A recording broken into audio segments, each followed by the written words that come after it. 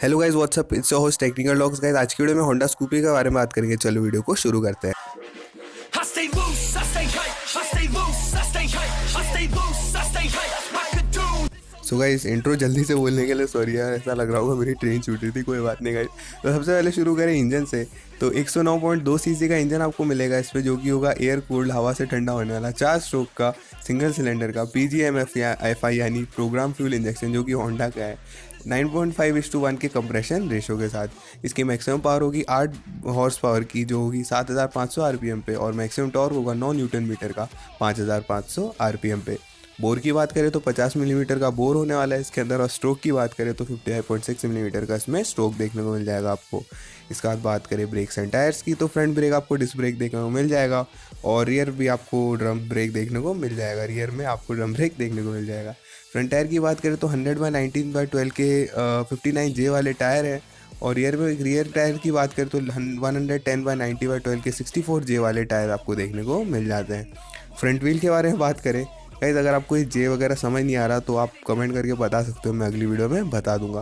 Front wheel की बात करें तो 12 इंच का फ्रंट व्हील आपको देखने को मिल जाता है, साथ ही साथ 12 इंच का रियर व्हील यानी कि पीछे का पहिया आपको देखने को मिल जाता है व्हील।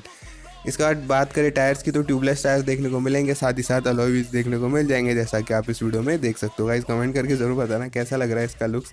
और ये वेस्पा वगैरह आपको कंपटीशन देने आएगा इंडिया में, तो वो भी मैंने आपको बता दिया।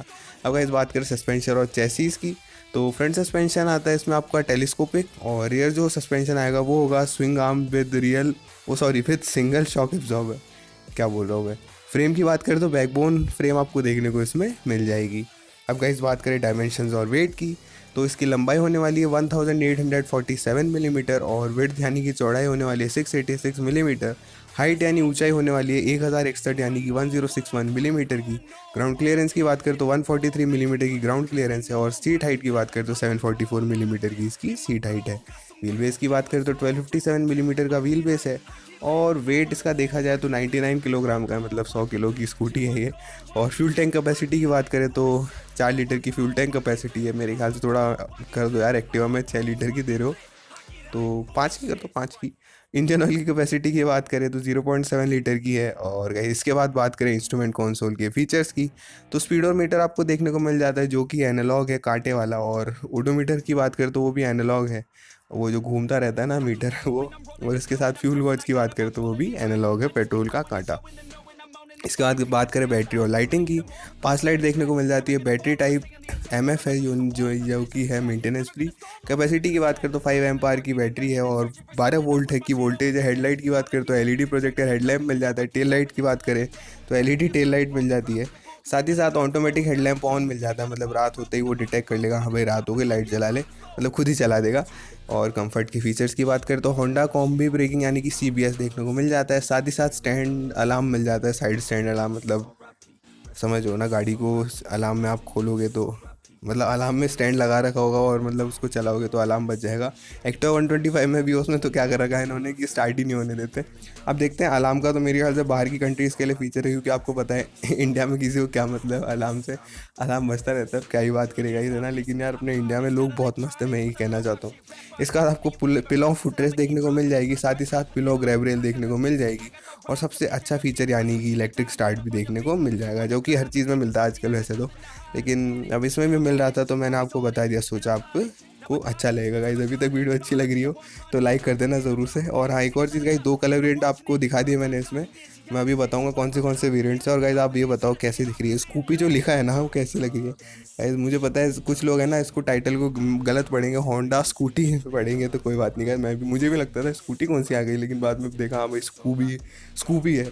स्कूबी तो कुत्ते का नाम होता है। स्कूबी डू गाइस शो दिखाएगा, कमेंट करके ज़रूर बताना गाइस। कलर वेरिएंट्स की बात करें, कुछ ज़्यादा बोल लिया, तो रेड कलर मिल जाता है, वाइट मिल जाता है, ब्राउन मिल जाता है, ब्लैक मिल जाता है, जो आप ये वीडियो में देख रहे हो, ब्लू और वाइट, मतलब ब्लू वाइट का मिक्सचर मिल जाता है, ग्रीन मिल जाता है, ग्रीन वाइट का मिक्सचर, और क्रीम मिल जाता है। क्रीम जो इससे पहले आपने जो कलर देखा वो क्रीम कलर था।